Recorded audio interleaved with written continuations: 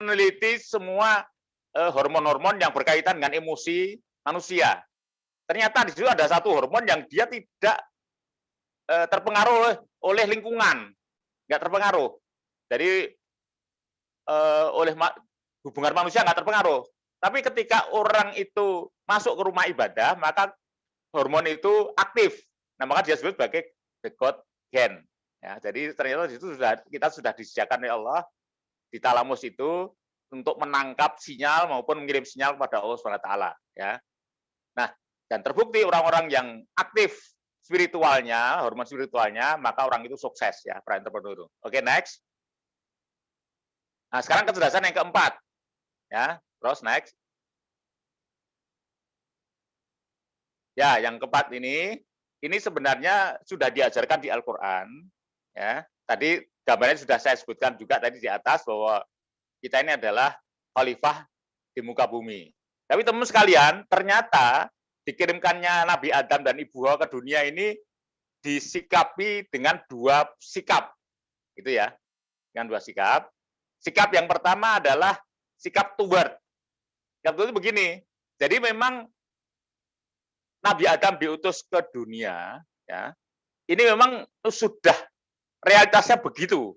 Gitu, dia terima. Jadi kalau masalah cerita makan buah khuldi dan sebagainya itu hanya asbabul wurud aja ya, atau asbabul nuzul kalau itu Al-Qur'an.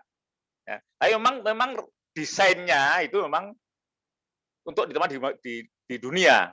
Di Al-Ghazali manusia menurut Al-Ghazali yang ditulis oleh Isa Utsman juga mengatakan bahwa memang dari riset tentang zat-zat kimia di dalam tanah dan di tubuh manusia itu ada unsur yang sama gitu. Jadi memang desainnya memang untuk di dunia. Jadi ya sudah, memang itu realitasnya kita hidup di dunia. Maka ketika kita di dunia ya sudah kita hadapin realitasnya. Nah, ini realitas seorang entrepreneur. Maka pola pikir seperti ini disebut sebagai pola pikir toward. Tapi di dunia ini ada juga pola pikir yang lain yang antagonis ya. Next.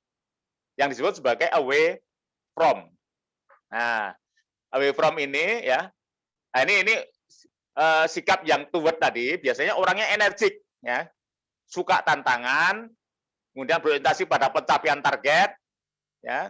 Bahkan seringkali karena terlalu besar ambisinya untuk menaklukkan dunia itu sering abai terhadap potensi kegagalan ya. Jadi sering mudah gagal ya, mudah ketipu dan sebagainya ya. Jadi kosakata yang muncul di pikirannya adalah meraih, mencapai, mendapatkan target dan seterusnya. Next. Next. Next. Oke. Ya, prestasi, target, sasaran, goal. Itu yang di pikirannya tiap hari seperti itu. Kosakata yang muncul seperti itu. Ya. Sedangkan sebaliknya orang yang tipe away from itu dia menyalahkan Nabi Adam. Ya, dan Ibu Hawa yang melakukan dosa sehingga dia dihukum gitu ya, karena ada agama lain yang mengatakan bahwa dihukum diturunkan ke dunia yang tidak sukai. Nah, maka karena mereka sudah mindsetnya salah Nabi Adam, maka mereka menganggap bahwa dunia itu bukan tempatnya. Nah, maka mindsetnya dia mengatakan bahwa saya harus menghindari ya sebisa mungkin penderitaan. Tapi teman sekalian, jadi walaupun ya away from ini dia fokusnya adalah menghindari, itu pun juga bisa menghasilkan orang-orang hebat. Ya. Next ya, contohnya siapa? Tadi Thomas Alva Edison. Thomas Edison itu kan dia away from sebenarnya. Dia tidak suka pada kegelapan. Maka dia berpikir gimana caranya supaya saya bisa mengatasi kegelapan. Nah, contoh lain misalnya penemu kipas angin, penemu AC dan sebagainya ya. Seperti itu. Itu adalah dari tipe away from. Tapi memang secara garis besar, orang-orang yang punya tipe toward yang menerima realitas apapun sulitnya, kesulitan di dunia ini, itu lebih gampang menerima realitas hidup. Ya. Nah, teman sekalian, kemudian kita mengenal apa yang namanya adversity quotient. Ya. Next. Ya. Ya, ditemukan oleh Paul Gessold. Ya. Langsung aja turun sampai ke bagan ya, karena waktunya pendek. Ya. Langsung sampai ke bagan. Ya, jadi saya kira saya nggak perlu jelaskan lagi apa itu adversity quotient. Ya, itu semua sudah paham bahwa adversity quotient itu adalah skala kecerdasan yang ditemukan oleh Paul Distot kaitannya dengan sikap kita menghadapi tantangan gitu ya. Nah itu beliau membagi 3 gitu ya, atau levelnya ada 3 level. Yang level paling bawah itu adalah tipe quitters. Quitters itu orang yang berhenti ya. Jadi menghadapi tantangan itu ya langsung udah enggak deh, kamu aja ya, aku enggak, seperti itu misalnya. Itu ada tipe quitters. Dia nyoba aja nggak mau, udah deh gitu ya. Nah ini contohnya, ini paling gampang orang yang diajak mendaki gunung. Ya misalnya di kampus ada ajakan untuk mendaki gunung itu, maka ada tipe quittersnya. Enggak deh, ngapain jalan-jalan ke gunung capek-capek, mending jalan-jalan di mall kan gitu ya. Nah itu tipe quitters. Nah tapi ada tipe yang lain, campers. Dia tetap ikut, ya tetap ikut, oke ikut, tapi saya di base camp aja. Saya jaga di base camp, saya jaga komunikasi di sana, saya bawa yang jaga peralatan yang nggak dibawa ke atas gitu ya. Karena ketika kita mau naik ke gunung itu ada peralatan-peralatan yang misalnya pakaian itu nggak semua dipakai ya, juga kemah nggak dibawa ya. Itu dia tetap mau ikut, tapi hanya sampai di kemah. Ini tipe campers. Jadi campers ini biasanya dia sudah punya effort, tetapi targetnya ya katakan saya bekerja sudah mapan ya, sudah cukup gitu ya, sudah mapan, sudah punya rumah gitu ya, itu sudah cukup, itu tipe campers. Nah itu menurut Stolt, tipe quitters itu kecerdasannya 0 sampai 59. Jadi kalau kita kaitkan dengan IQ itu masih di bawah IQ-nya idiot ya. Ya mudah-mudahan tidak ada yang quitters, saya kira nggak ada ya. Kalau IQ di bawah 60 kan idiot ya. Nah, campers itu sudah lumayan, dia mencapai IQ 134. Nah, yang di atasnya lagi adalah tipe climbers. Climbers ini adalah orang yang berani mendaki, itu kecerdasan 160 sampai 200. Nah, inilah tingkat kecerdasan seorang entrepreneur. Jadi, katakan saya lagi bahwa itu tidak berarti harus pengusaha, ya, pengusaha pun entrepreneur, tapi siapapun, pemimpin siapapun, atau orang siapapun yang mempunyai tadi semangat berani menghadapi tantangan, itulah tipe climbers. Ya. Sekarang kita lihat kecerdasan seperti apa, macam apa mereka itu next. Ya. Jadi mereka memiliki master of control gitu ya, dia ada master theory of control ya. Jadi kesuksesan mereka para climbers itu dipengaruhi oleh kemampuan main mastery tadi ya. Nah, nanti Anda kalau ingin tahu main mastery itu Anda harus buka platform digital saya TOT NLP. Anda memahami betul itu sampai ketemu ilmu ikhlas ya. Dari main mastery itu ikhlas. Itu saya ada tools yang setara dengan Firewalk. Firewalk itu peserta diminta jalan di atas api, saya pernah ikut itu ya. Itu jadi dia kemampuan mengendalikan perasaannya sudah sampai sebegitu kuat gitu. Nah, itu tipe climbers ya. Kemudian bahkan karena mereka begitu seringnya coba gagal terus mencoba itu seakan-akan dia bisa meramalkan kejadian. Ya. Kemudian bisa dengan mudah merespon kesulitan dan bisa menjelaskan situasi sesulit apapun, dia menjelaskan situasinya. Jadi seperti sekarang kita menghadapi krisis itu, dia segera punya, karena dia sudah punya identifikasi masalah berulang-ulang gitu, ya, itu. Dan yang berikutnya, next. Nah, di situ yang berikutnya adalah kebanyakan. Turun lagi. Nah, dan itu sudah sebegitu rupa, itu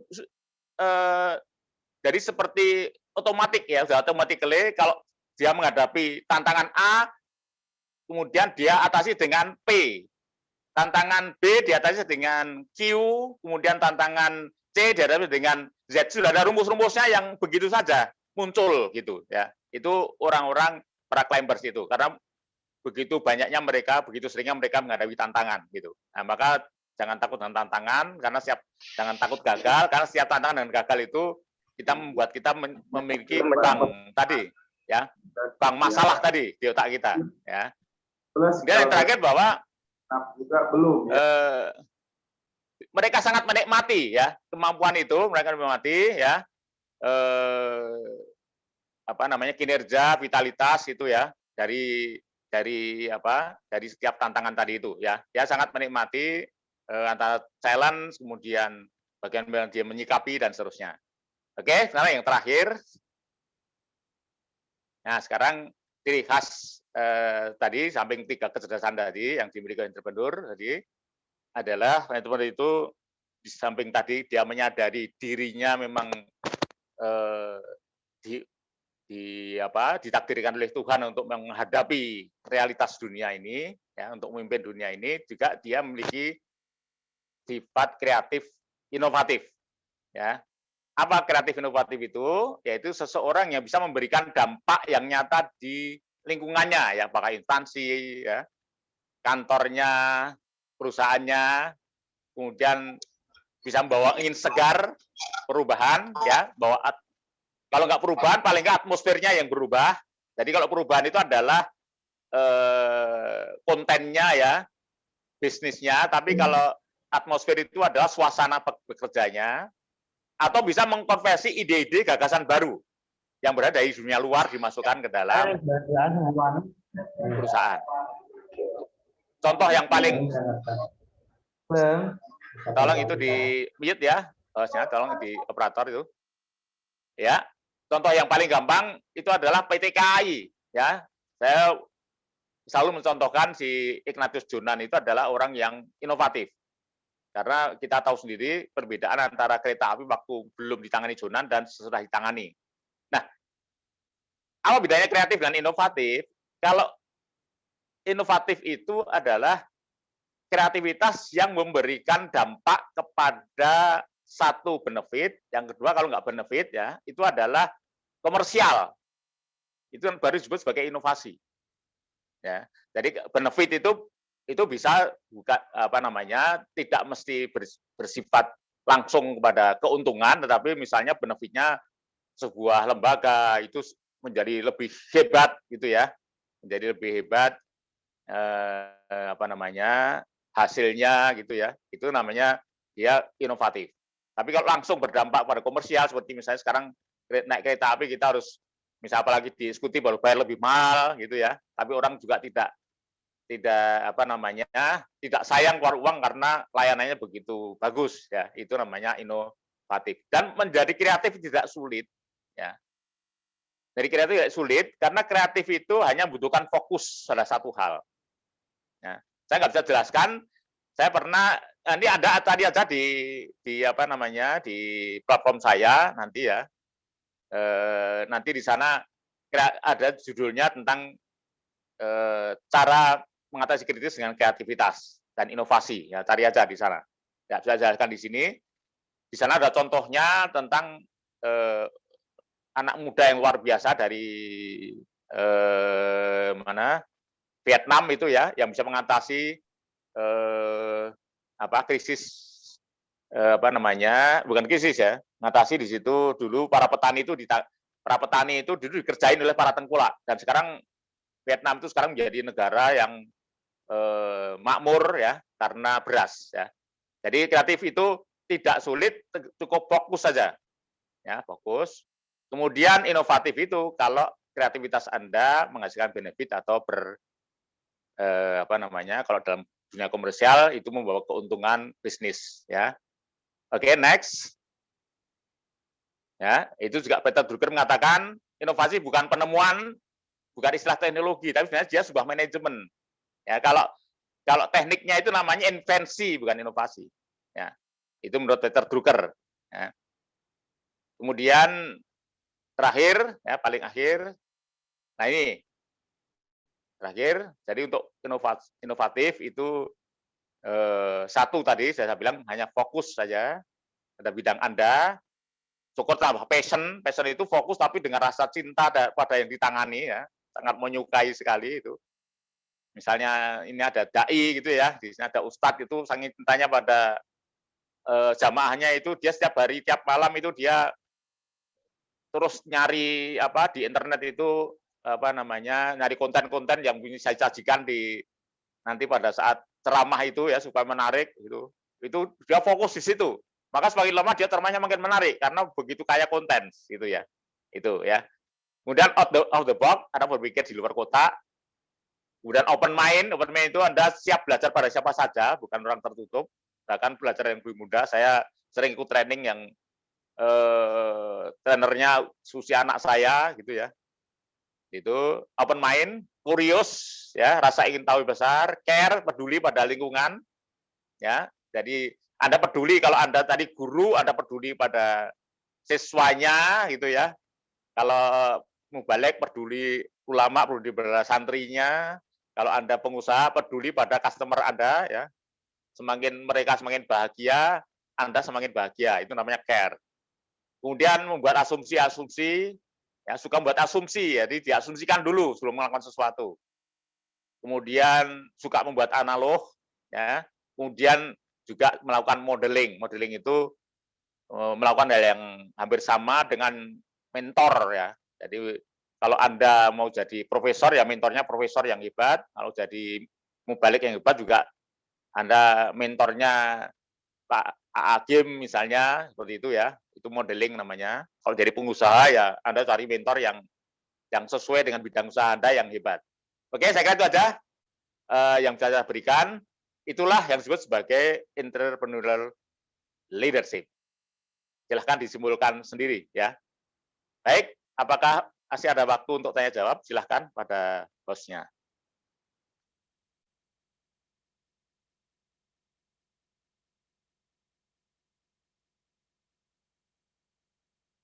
Silakan, ada hostnya siapa ini? Ya, terima kasih pada Bapak Mir Faisal. Oh, sudah. Ini ada pertanyaan. Ada pertanyaan mungkin langsung disampaikan oleh Mbak Endang. Di chat itu sudah ada di chat. Belum baca tadi. Saya bacakan ya. Apa yang harus dilakukan untuk meningkatkan potensi? Apa yang harus dilakukan untuk meningkatkan potensi kecerdasan agar dapat dimanfaatkan secara maksimal? Jadi tadi saya jelasin tadi, jadi apa kecerdasannya gitu ya. Kalau kecerdasannya itu tadi dalam konteks ini kebanyakan saya emosional ya, emosional itu ya coba gagal aja. Jadi langsung dicoba. Itu aja. Kalau mau meningkatkan, jadi begini, tapi di sini bakannya tidak ada ya. Jadi itu yang disarankan oleh Robert Kiyosaki. Gitu ya. Jadi Robert Kiyosaki itu dia begitu banyak mendapatkan pelajaran dari kegagalan, gitu ya. Jadi ketika menghadapi tantangan yang sulit itu bahasa otak kita, bahasa pikiran kita ada dua macam. Kita akan menghindar atau hadapin, gitu ya. Maka menurut Kiyosaki hadapin, jadi bahasa limbiknya hadapin, gitu. Nalurinya juga langsung hadapin. Walaupun nanti hasilnya kemudian mengecewakan, tidak masalah. Ya, nanti mengecewakan level 1. Coba lagi, gagal lagi mengecewakan level 2. Nanti antara level 1 dan level 2 itu sudah ada identifikasi. Nah seperti itu. Jadi seperti itulah kecerdasan tingkat keempat itu bisa kita raih. Gitu. Tapi kalau kecerdasan yang intelektual, saya kira Mbak Endang lebih bisa menjelaskan lebih baik dari saya. Terima kasih. Ada pertanyaan selanjutnya, Mas Amir. Ya, monggo, Mbak. Di chat itu saya menanyakan, jadi terkait EQ tadi, ada orang-orang yang kemudian dia menjadi quitters pada bidang tertentu, tapi climbers pada bidang lain. Ini kan fenomena seperti ini kan terjadi. Nah, kalau seperti itu kemudian kita golongkannya itu kemudian dia sebagai apa, Mas Amir? Ya, misalnya pada kasus ini dia memang quitter karena memang dia nggak interact gitu dengan topik-topik itu. Seperti itu bagaimana, Mas? Oh, itu kan hanya masalah ini ya. Jadi masalah orientasi saja. Saya kira ada masalah. Jadi memang begini. Jadi ini kaitannya dengan anak sekolah ya, Mbak. Dengan semua hal bisa jadi begini ya, misalnya contoh kasus anak sekolah gitu ya, dia quitters pada bidang menggambar gitu misalnya ya, seni gitu, tapi dia climbers pada bidang sains gitu kan ada. dalam makanya begini. Makanya itu kan ada 8 kecerdasan. Nah, itu memang kesalahan di pendidikan kita itu semua orang belajar semua hal. Seharusnya sebenarnya itu saya pernah juga ikut workshopnya 3 hari itu di Pak Munib Hatip itu. Jadi seharusnya memang anak itu sebelum masuk sekolah dia sudah disurvei kecerdasannya, jenis kecerdasannya. Jadi survei dulu, di riset. Saya sendiri juga pernah di riset. Kemudian dia yang diajarkan yang bisa klimber aja. Jadi dia nggak diajarkan yang dia quitters gitu. Jadi kesalahan kita itu, jadi kesalahannya adalah di dunia pendidikan gitu. Seperti itu. Jadi tadi makanya kalau anak-anak itu warga keturunan itu kalau anaknya itu sekolahnya nggak pintar, dia nggak dipaksa sekolah. Dia suruh kerja, suruh bantu siapa gitu. Yang dia memang klimber di situ gitu loh. Kalau dia nyangkut sudah pelajaran matematika, fisika dan sebagainya udah mundur, dia nggak dipaksa gitu. Nah, maka sebenarnya dalam pendidikan itu memang harus ada riset. Sebenarnya di riset anak itu dia kemana gitu, kecerdasannya kemana gitu. Atau ada juga Stephen, itu hampir sama dengan MIR sama ya. Itu di riset kemudian dia diarahkan untuk menghadapi tantangan-tantangan yang sesuai dengan passion-nya tadi. Jadi kan tadi kaitannya dengan nalurinya. Kalau dia nggak ada naluri di situ ya tetap akan quitter terus, kasihan dia. Seperti itu, Mbak, menurut saya. Apakah kemudian bisa diasah itu, Mas Amir, supaya kemudian dia bisa jadi climber gitu loh? Nggak bisa, Mbak. Itu kan sudah. Jadi itu kalau saya sendiri kan pernah ikut saya pernah di riset. Cuman kalau tipe saya kemudian ins ya. Saya kalau memang dia tipe sensing gitu misalnya, dia dipaksa untuk menjadi tipe thinking itu tidak bisa. Nggak bisa ya. Oh gitu. Ya, kecuali kalau seperti saya malah bisa. Saya tipe ins. Tipe ins itu saya tidak bisa fokus pada salah satu, saya bisa ke empat-empatnya. Walaupun tidak bisa maksimal gitu loh. Di situ. Jadi sebaiknya memang tidak dipaksa gitu. Oh gitu. Jadi kalau sesuai dengan tadi, jadi itu bakat itu kan sebenarnya kan otak dominannya selama ini dididik juga dengan bawaan dari lahir, dididik oleh orang tua, dia kemudian otaknya itu dominan pada belahan mana begitu ya, apa dia sensing, apa dia seorang thinking, apa dia seorang intuiting atau seorang yang feeling itu dia memang hanya bisa optimal di bidangnya gitu. Jadi nggak bisa tidak bisa optimal memang selamanya. Karena memang sudah dominannya di situ. Bisa mengubah tapi tidak seoptimal mereka yang memang sudah sesuai dengan bakatnya gitu. Seperti itu. Baik. Ya, terima kasih Mas Amir. Sama-sama, Mbak. Itu ada lagi tuh pertanyaan di chat tuh. Case mantap mana tadi? Ya. Ini dari Imam Baihaqi. Ya. Kalau uswatun hasanah kita Nabi Muhammad tipe yang mana?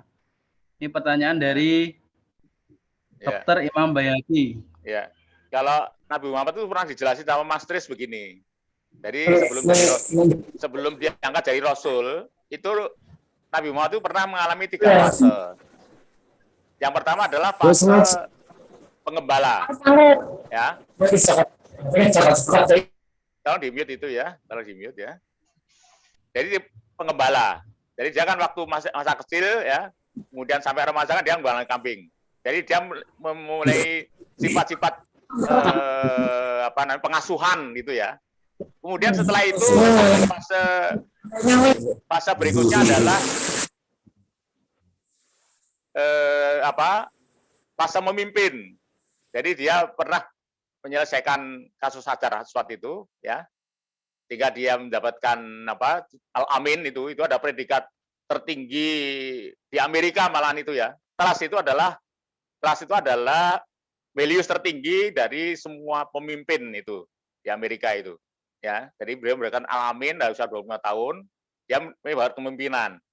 Kemudian satu lagi, kemudian yang ketiga dia Rasulullah SAW juga pernah menjadi pengusaha. ya sukses berdagang. Jadi kelebihan orang Arab itu kalau berdagang, dia itu sekali berdagang bisa untuk hidup 3 bulan. Kalau kita dagang hari ini dimakan besok pagi habis. Ya, terus 3 bulan baru habis itu kelebihannya. Jadi dia melihat 3 referensi ya, referensi pengasuhan, referensi kepemimpinan, dan referensi entrepreneur. Maka sebenarnya umat Nabi Muhammad tadi juga sinkron tadi dengan diciptakan dengan Nabi Adam. Jadi Nabi pertama adalah Nabi yang DNA-nya adalah DNA entrepreneur. Kemudian Nabi terakhir adalah DNA yang entrepreneur, juga leader, juga seorang pendidik atau pengasuh. Ya itu menurut saya kira DNA Rasulullah itu yang menonjol 3 itu. Terima kasih.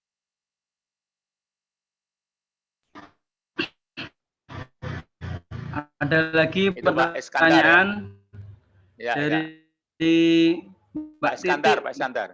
Oh, Pak Iskandar dulu ya. Ya, Apakah Iskandar. kecerdasan emosional dapat dipertajam? Bisa sekali ya. Dari Pak Iskandar Wibawa, apakah kecerdasan?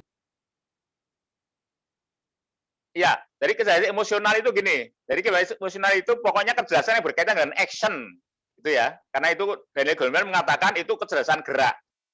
Berarti dengan action. Jadi kalau ingin mengasah itu ya action tadi. Jadi nggak bisa dipikirkan aja, nggak bisa. Ya, seperti misalnya matematika misalnya. Matematika itu nggak bisa cuma dipikirkan. Jadi di action. Ya sudah garap, bisa nggak bisa digarap. Ya, salah garap lagi terus diulang-ulang gitu. Maka di situ dia akan meningkat emosionalnya. Ya, jadi harus ada action intinya. Karena bisnis juga harus action, harus merasakan namanya gagal, ya. Namanya ditipu gitu ya.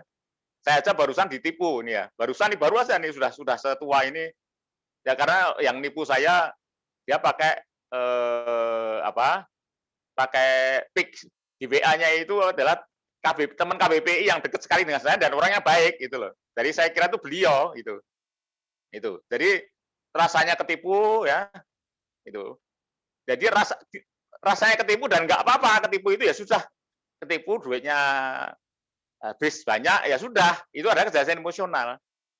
Karena untuk maju ke depan lagi dia butuh kemampuan untuk merasakan rasanya kegagalan, rasanya ditipu dan sebagainya yang lebih kuat gitu. Nah itu dengan begitu dia, ya kalau dia nggak berani spekulasi, nggak berani bisnis ya dia nggak akan terasah itu kecerdasannya. Ya jadi hadapi tantangan tadi, jangan hanya berhenti sampai chambers tadi, kemudian berani climbers ya, coba naik gunung gitu ya. Coba Anda hadapi tantangan seperti itu. Nah dengan cara seperti itu maka kecerdasan emosional Anda akan terus meningkat ya. Itu jadi kemampuan untuk menghadapi kesulitan, kemampuan untuk merasakan gagal, perasaan sedih, kecewa itu semakin kuat ya, seperti itu. Baik itu Pak Iskandar cuma ngetes saja itu ya. Ya silakan ada ya. Beliau sebenarnya sudah tahu sendiri ya. Ini beliau kan orang ESQ. Pertanyaan. Ya. Pertanyaan berikutnya dari Nurza, ini dari Capton ini. Ya. Mengenai meriset bakat, apakah harus ke profesional atau ada tools riset yang free access? Riset ya, bukan riset itu kan di riset komputer di riset ya, riset yang saya ketahui itu ya baru ada riset bakat itu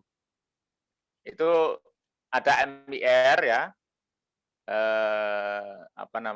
MIR yang Pak Munifikatif itu sama yang Steven itu, sama Pak Farid Poniman itu. Ada lagi kemarin teman yang nawarin katanya lebih bagus dari Steven, tapi prinsipnya sama juga dengan Steven. Yang saya tahu baru ada riset itu. Tapi sebaiknya itu dicoba ya. Terutama untuk anak-anak Anda yang masuk perguruan tinggi itu sebaiknya di riset dulu itu, jangan asal sesuai keinginan saja gitu. Bahkan kadang-kadang nggak perlu juga ke perguruan tinggi gitu. Kalau memang dia bakatnya bisnis, ngapain kenapa nggak Sekarang 5 juta aja, sekarang bisnis online sudah bisa gitu. Itu ya, Pak Nurza.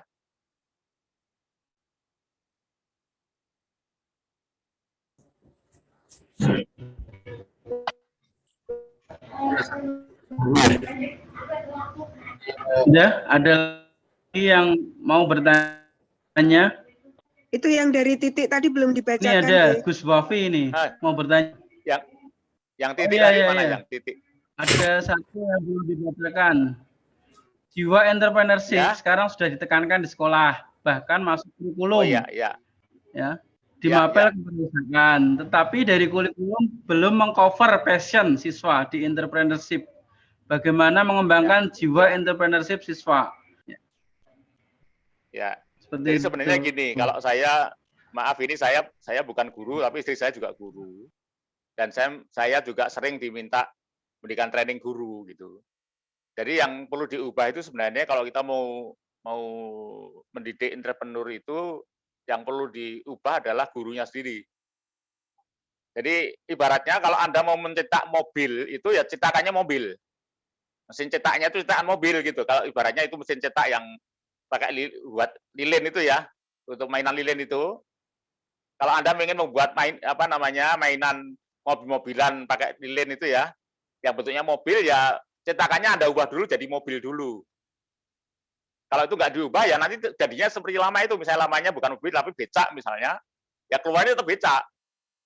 Karena mendidik entrepreneur itu mindset dulu yang dididik gitu. Nah, padahal yang bisa mengubah mindset kan orang yang sudah mindsetnya entrepreneur. Di situ masalahnya. Jadi nggak bisa konten tadi lewat penjelasan, penjabaran, pelajaran itu nggak bisa gitu. Nah, itu sebenarnya ada model yang bagus. Di Malang itu sudah ada sekolah entrepreneur. Itu SD sudah ada. Itu sebaiknya kalau yang minat untuk mengembangkan itu, nanti saya carikan nanti. Kalau ada itu di Malang, itu di googling aja ada. Jadi memang sudah sejak awal dia pola pikirnya dibangun dulu. Bahkan termasuk nanti bangun kelas saja ya. Terus ini kurikulum, ini kelas dulu. Kelas itu kalau entrepreneur nggak seperti itu. Itu kelas untuk gawe itu, untuk mendidik orang jadi pegawai. Nah, kalau kelas yang untuk entrepreneur nggak seperti itu, dinding aja catnya nggak seperti itu. Ya, jadi kita didik sejak awal, termasuk kurikulum seluruhan itu juga nggak seperti itu. Ya, jadi kurikulum kita itu bukan kurikulum yang untuk mendidik untuk menjadi entrepreneur. Jadi entrepreneur itu bukan sebuah mapel gitu ya, tapi dia sebuah filosofi. Tadi kan jelasan tadi kan nggak pernah ada yang jelasin bahwa Nabi Adam itu entrepreneur, kan nggak ada yang jelasin sampai sekarang. Mana guru agama kan nggak ada seperti itu. Nah, itu seperti itu kan harus ada filosofinya. Ya, dari filosofi dulu. Kemudian setelah filosofi kemudian di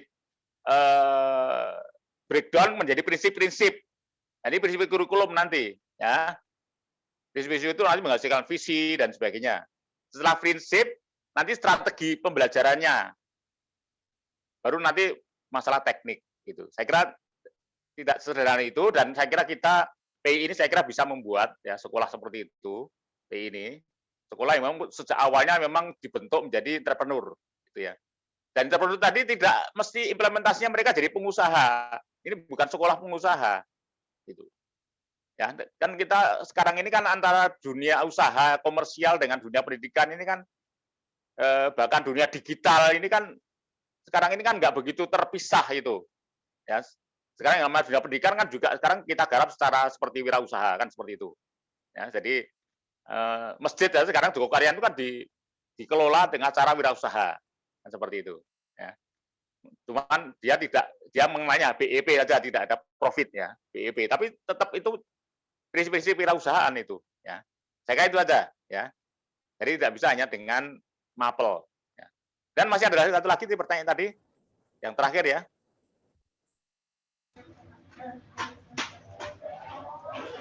Sudah dijawab tadi tentang riset. Oh ya. Riset. Riset.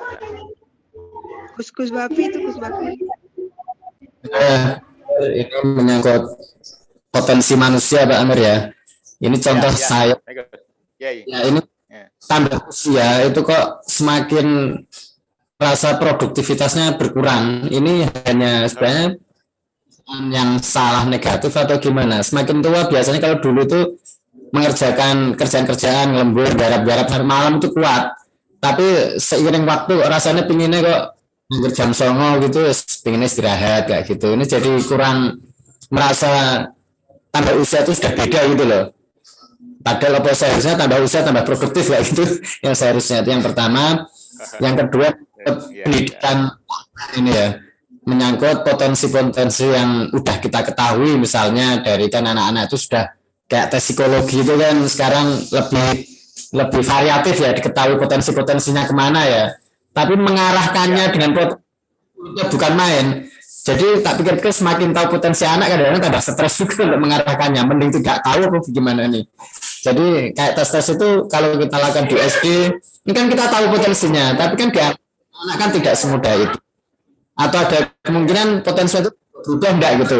Usia SD potensinya kelihatan ini, nanti SMP, SMA berubah-berubah lagi kayak itu mungkin enggak kayak gitu. Terima kasih Pak Amir. Ya, terima kasih. Yang pertama, saya kira produktivitas itu kan perlu tidak mesti diukur dengan satuan waktu gitu ya. Jadi maksudnya kalau lebih lama bekerjanya itu lebih produktif itu tidak tentu. Jadi kalau misalnya kita waktunya lebih pendek, tetapi konten produknya, dampaknya ya itu lebih tinggi kan namanya juga produktif itu, Ustaz. Jadi tidak mesti. Jadi kalau memang ya secara alamiah kita tambah tua memang tambah kemampuan fisiknya berkurang kan seperti itu. Tapi sekarang kita banyak dibantu dengan dengan digital gitu ya. Jadi sekarang kita bisa berbuat banyak. Seperti saya misalnya selama pandemi ini bisa menghasilkan 88 pembelajaran video gitu ya. Saya nggak terpikirkan itu. Itu menurut saya dibandingkan sebelumnya saya nggak sebanyak itu gitu ya. Saya bisa membuat begitu banyak platform itu ya. Itu saya nggak bayangkan sebanyak itu. Jadi nggak apa-apa waktunya semakin kecil tapi intensitasnya semakin besar. Dan kualitasnya saya yakin semakin tambah usia pasti semakin hebat saya yakin ya. Yang bisa menilai saya kira mungkin Ustadz hanya merasa nggak produktif aja, tapi orang sudah mungkin terkagum-kagum dengan karya Ustadz gitu ya. Jadi saya kira begitu Ustadz.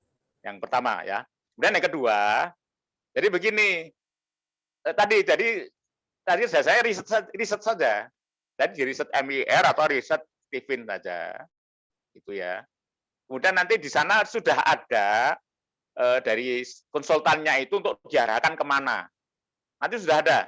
Dicoba aja Pak, dicoba aja.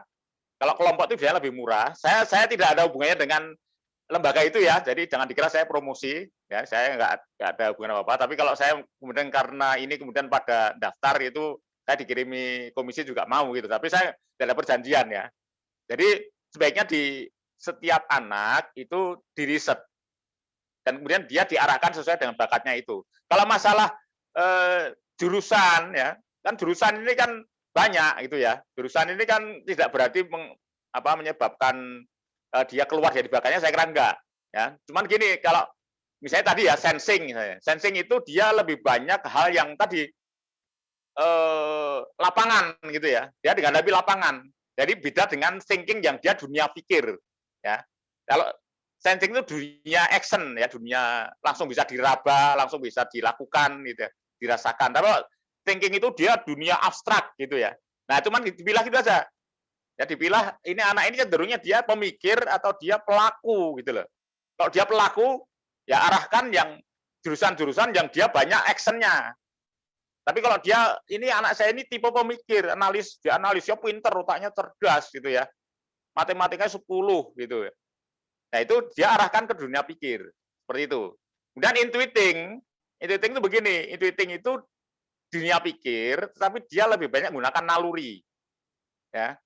Dia ya kalau orang mengatakan itu dia kuat di intuisi itu di ada indera tertentu yang dia bisa memprediksi apa yang dilakukan itu seperti itu.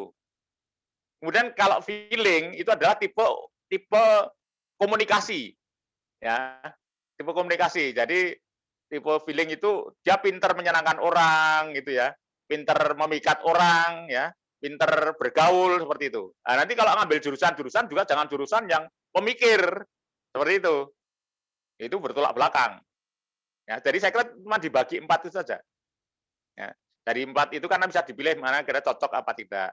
Itu saya kira gitu, Ustaz. Ya. Baik. Masih ada lagi?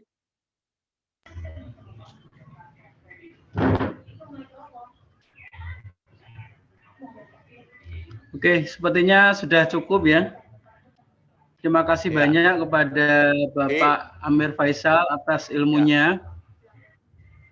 Terima kasih Di screenshot juga dulu biar kepada screenshot dulu. Ya? Screenshot. Screenshot dulu, jangan keluar dulu. Sebentar, ini saya komputernya agak bermasalah, jadi ngeblank gitu. Oh, ngeblank. Zoom-nya ngeblank.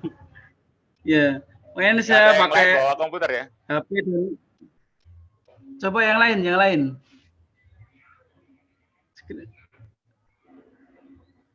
Ini saya pakai komputer dan HP, jadi saya lihatnya di HP. Iya. Yang lain, Mbak Endang biasanya pakai komputer biasanya. Ya, Mbak. Mbak Endangnya sudah out. Sudah enggak Nyiapin buka ya. soalnya. Ya udah. Nggak ada Atau di kenang-kenangannya. pamer. Katanya banyak juga. Di pamer bisa enggak itu? Nggak Soalnya bisa. di tempat Nggak saya. bisa. Ya? Nggak Nggak bisa. Pakai HP Nggak apa bisa. pakai komputer? Nggak bisa. Oh, Pakai HP iya. saya. Oh iya. Oke. Jadi Aku terima juga kasih pakai ya. HP, oke. Oh iya. Siapa yang pakai komputer? Nggak ada.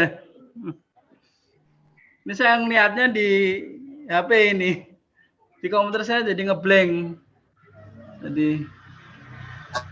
Nah, Mas, Oke. caranya Ya. gimana? Caranya gimana? Screenshot itu. Oh lah, gue Gus Bafi pakai laptop gue. Tinggal di Ah, screenshot aja. Boleh pilihan screenshot tuh enggak? Bisa. Print screen. Iya. Ini kan ngerti caranya saya. Yang kita cetak apa biar screenshot. Hanya ini di foto pakai HP itu keluar. Kita foto gini Bisa? bisa. Screenshot bisa. Tinggal pencet print screen. Sudah? Dihidupkan semua kameranya. Ya sudah. Ayo Om Nuk, siap Om Nuk. Nah. Aku salah berkon gitu. Kontrol apa itu misalnya atau F berapa? Ada tulisan print Caranya nih. STRN. Print STRN. Print screen. Di kanan atas itu ya. Oh. Ya, benar. Ya. Sudah?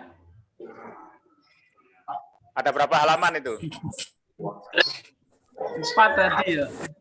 Kalau Empat halaman. dijadikan satu, Jangan error. Ya.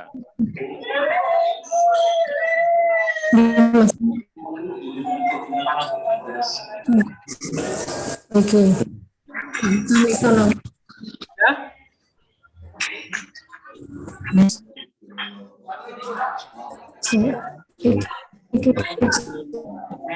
Oke.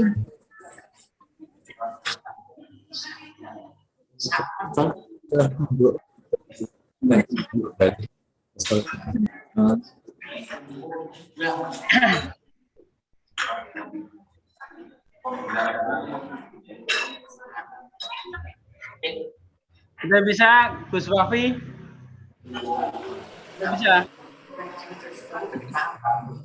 Mas Is sugeng Mas Is. Nggih. Sehat nggih? Alhamdulillah. Alhamdulillah saya. Nggih, salam saking Mas Agus, Mas Is. Amin, amin. Waalaikumsalam. Nyopir. Mas Agus nyopir minum ya.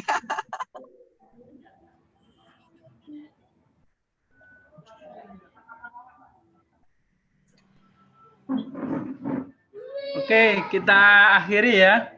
Terima kasih kepada Pak Amir dan semuanya.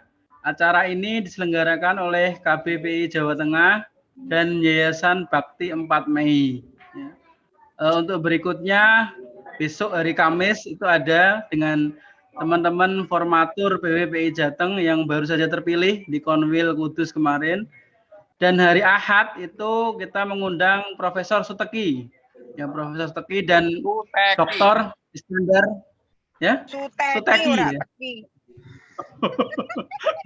Dari rumput tapi Suteki. Oh. Ya. Riset ya, juga riset Profesor dengan riset. Suteki ya dan Dr. Iskandar Wibawa ya dari UMK. Oke, demikian selamat berbuka puasa. Ini saya end ya meetingnya ya. Mohon maaf tadi ada insiden kecil. Wilayah. Wassalamualaikum warahmatullahi wabarakatuh. Waalaikumsalam. Warahmatullahi wabarakatuh. Wabarakatuh.